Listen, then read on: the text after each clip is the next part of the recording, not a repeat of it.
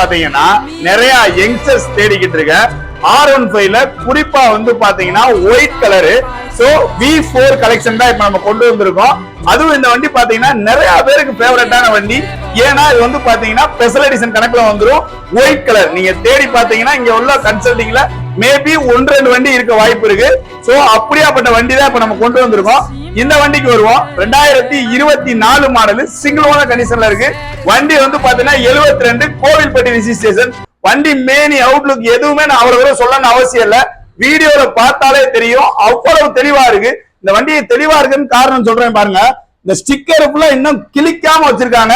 வண்டி மொத்தம் ஓடி இருக்கிறதே வெறும் 10,000 கிலோமீட்டர் தான் ஓடி இருக்கு.